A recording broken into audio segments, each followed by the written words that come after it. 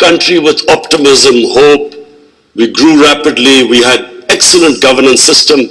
Our bureaucracy was one of the best in Asia. And that's the Pakistan I grew up in. So then I played international cricket. When I started my international cricket, Pakistan was one of the weakest teams in world cricket. And we were emerging from colonialism. So we took great pride as our team became stronger and it competed. And by the time I left cricket, Pakistan was world champions. So I took pride, like my countrymen, as we competed internationally and we grew in confidence. But unfortunately, our country could not keep up that pace. Countries have, life of a country is in cycles. It's never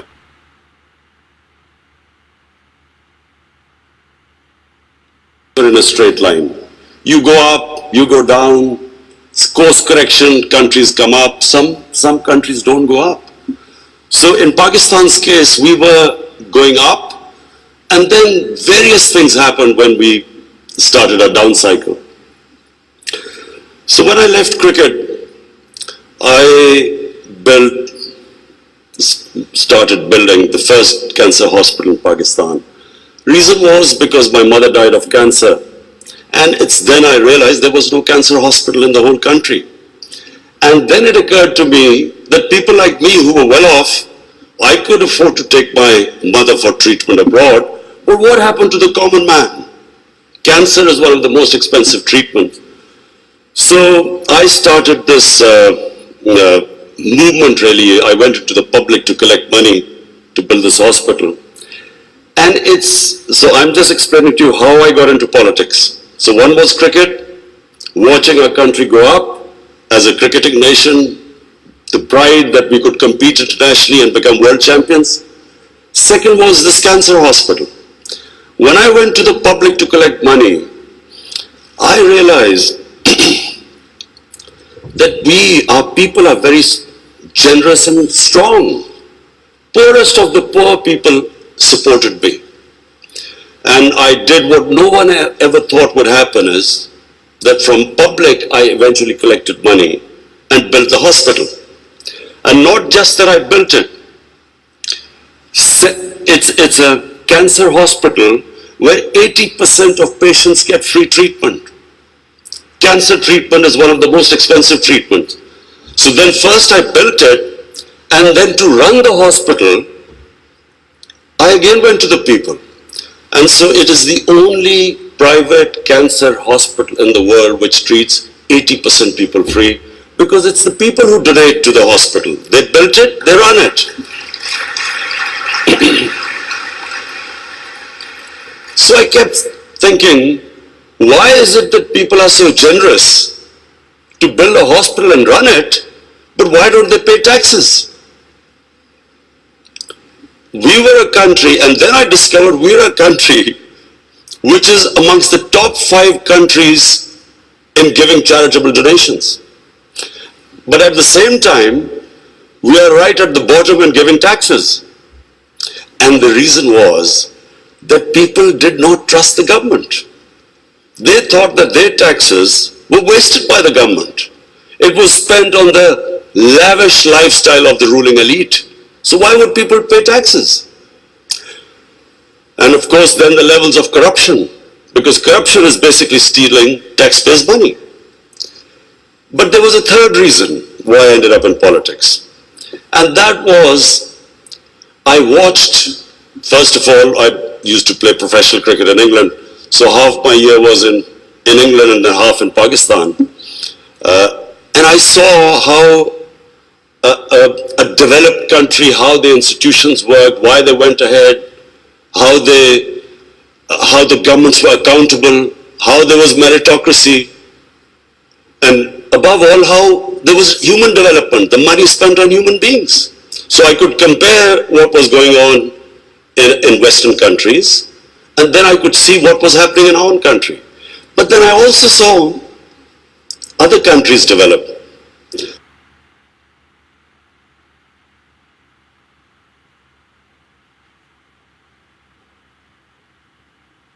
and one of them was UAE.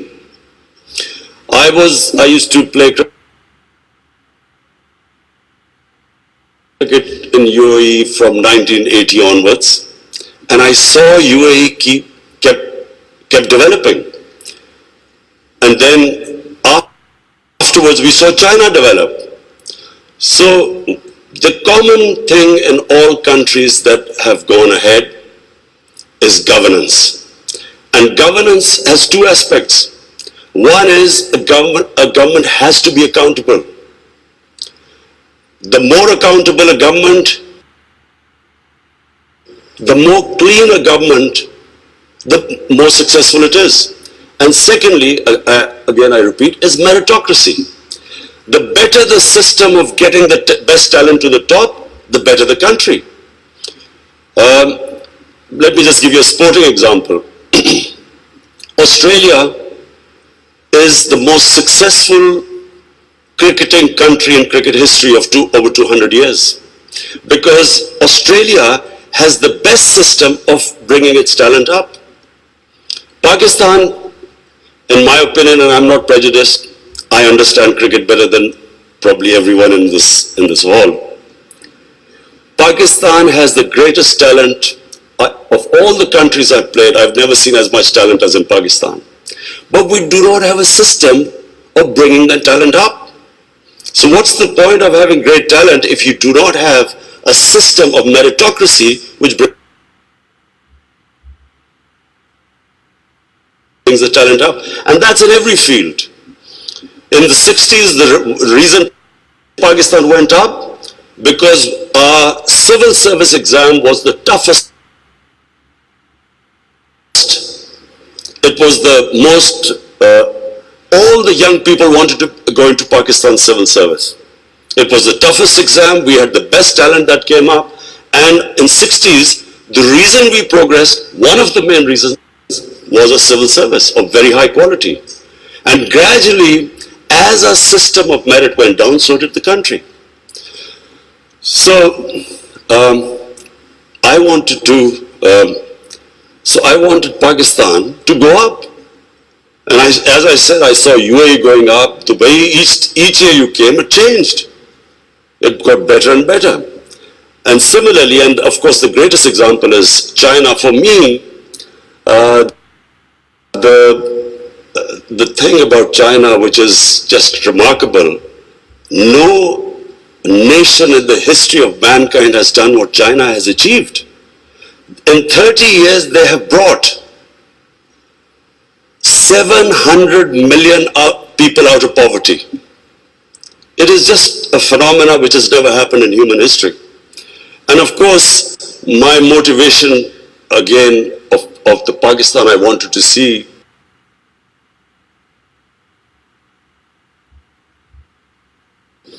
was based, and I'm a student of history, Islamic history especially, was on the Prophet, or Prophet, peace be upon him, the state of Medina, which he created. Now, why do I say the state of Medina? Because the state of Medina laid the foundation of one of the greatest civilizations in the history of mankind. The principles that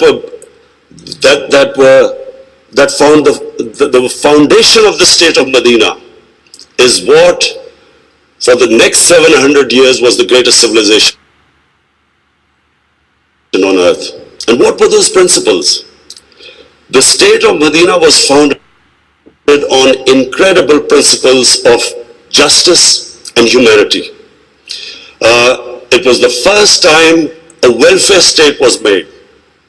A state that took responsibility of the weak, what China has done right now. That was the state of Medina, where first time a state took responsible for its poor, its weak, its orphans, its widows. In the state of Medina, the first time pensions were created. Old people were also, it was a humane state. And secondly, there was justice, rule of law. These were the two main things. And the third thing, the Prophet of Islam, peace be upon him, made seeking knowledge a sacred duty.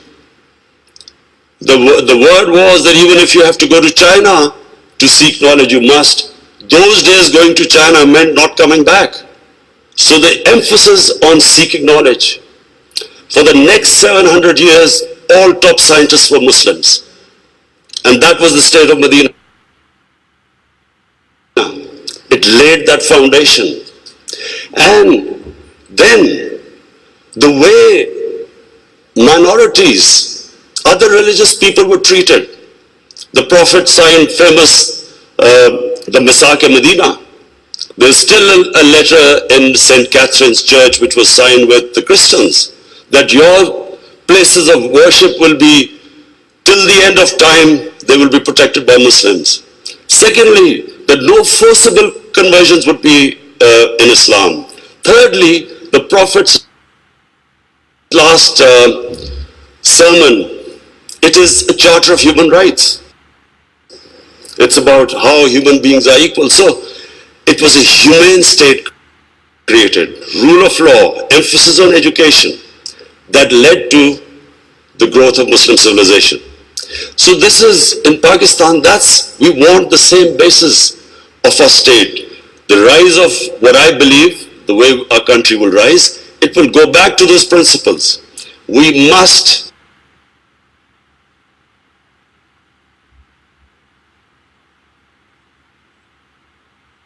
number one, have rule of law, everyone equal before the law. State must be accountable. We must have a welfare state where the state must take responsibility of its poor people. Half our population is on the poverty line or just above, and about 25% are below the poverty line. The state must take responsibility. All policies of the state must be like in China. How do we lift the people from the bottom? And the most important thing is that we must, in Pakistan, start a reform program.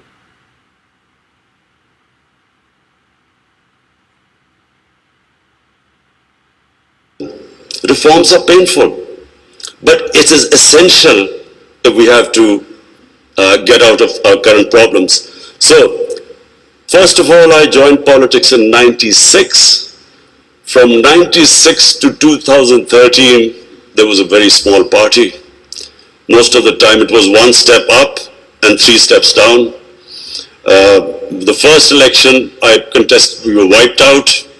Second election, 5 years later contested, we had only 1 seat. Third election we boycotted, and most of the time people made fun of me, thought we would never make it, because I'm an outsider. I wasn't from the political class. But one big lesson from sports which I learned, you only lose when you give up. So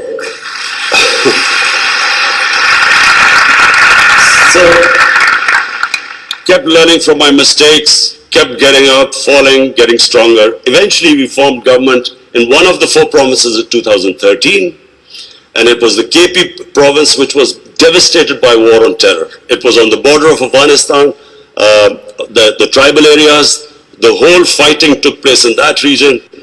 The police was devastated by attacks. We had 70% of industry closed, and KP has a reputation that they only give you one chance. Each government comes once, it's ousted the next time. So we came in a coalition government and we started our reform programs. First of all, we started spending money on human development, health and education. Secondly, we did, first time in Pakistan history, no party had done before, we started spending money on climate change. Pakistan is about 8th in the countries that are most vulnerable to climate change. So we took this ambitious mission of planting 1 billion trees in 5 years. And then we reformed the police, depoliticized our police, depoliticized our bureaucracy, and then started tourism. Because KP has a lot of tourist sites. It has was the center of Buddhist civilization, so religious tourism, but we have the best mountain scenery there. So anyway, by the end of 5 years, we had half poverty in those 5 years. The poverty had gone half, and a province which never gave you a second chance, we came back with 2/3 majority in 2018.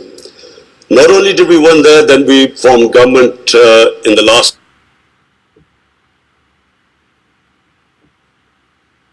election. We got 17 million votes, which is the highest ever won by a party.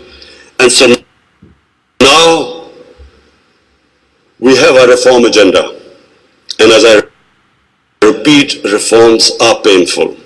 You know, when you take reforms, when you make reforms, people suffer. They go through difficult times.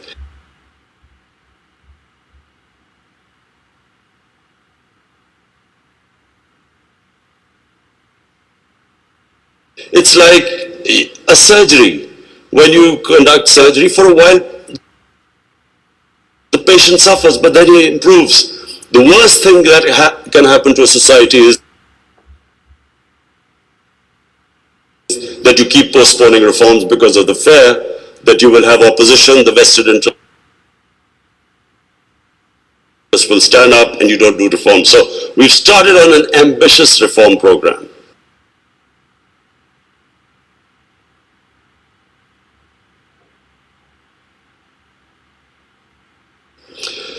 That's number one. We are trying to change our, improve all our economic policies. We have trying to cut down our fiscal deficit. We are trying to improve exports, cut down our imports.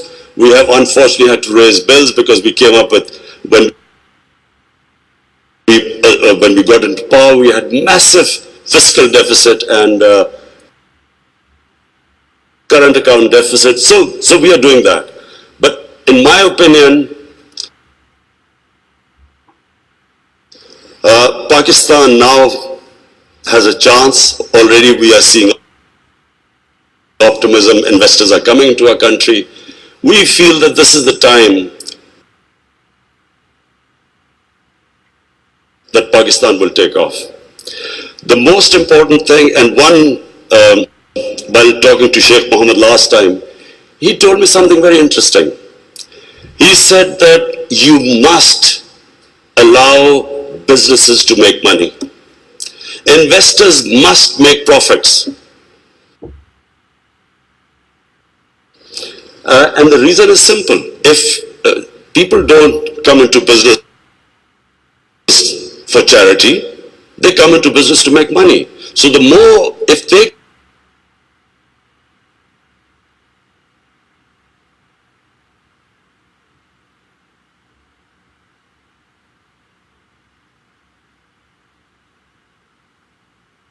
can make money, more people come and invest. So this is what we've done. We have started working on ease of doing business, making it easier for people to do business, easier for the investors. We are changing our tax laws, which were very cumbersome. So we are conducting a series of reforms. And already we're seeing the signs of the country improving.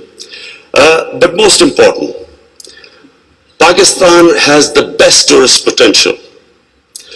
At the moment, we have hardly any tourism compared to other countries. But Malaysia, with just beach tourism and resorts, Malaysia has $22 billion it makes from tourism. Turkey, with beach and historical sites, beach tourism, Turkey has $42 billion from tourism. Now, Pakistan has probably one of the best mountain scenery anywhere in the world. Half the world highest peaks are in Pakistan. Pakistan has 1,000 kilometers of coastline.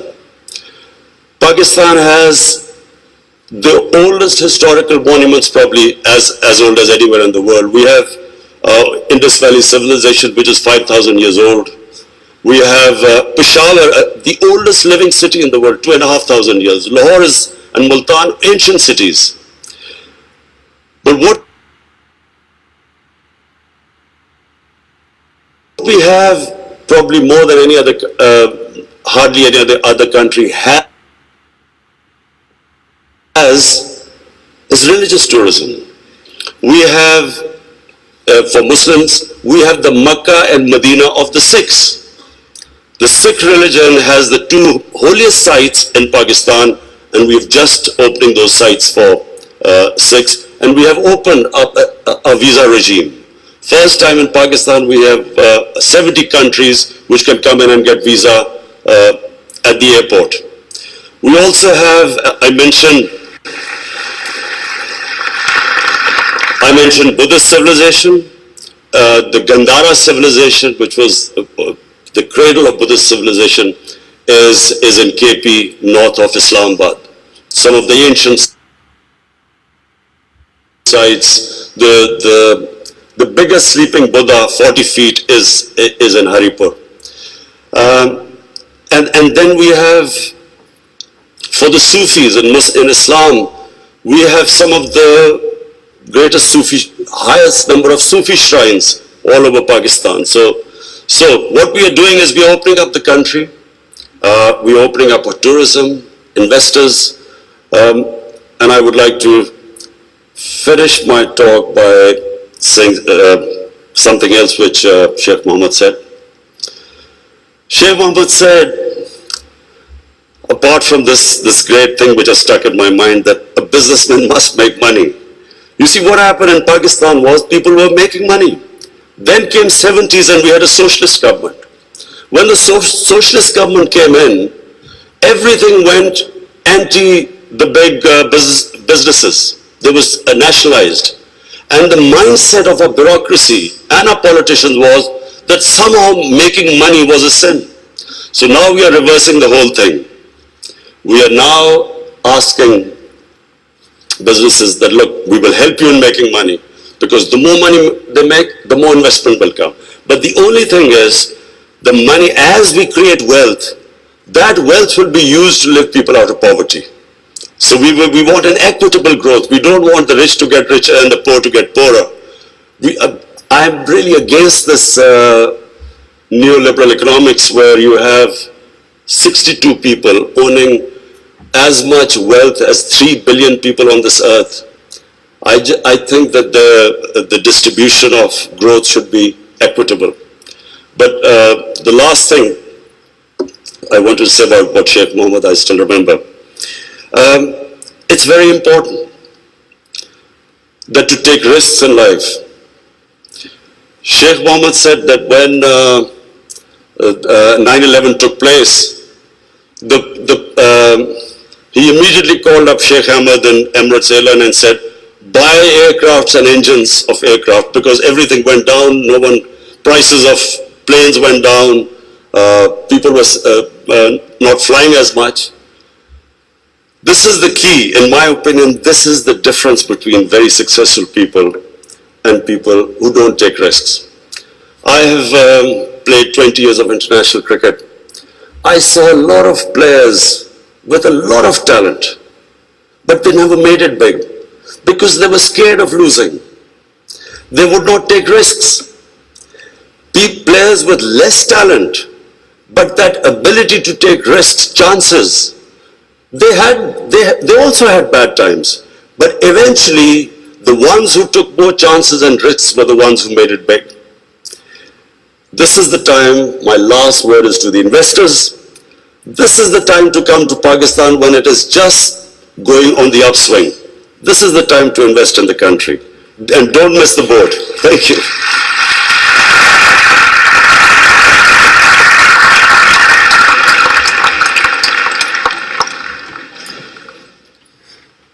Thank you, Your Excellency, for the speech.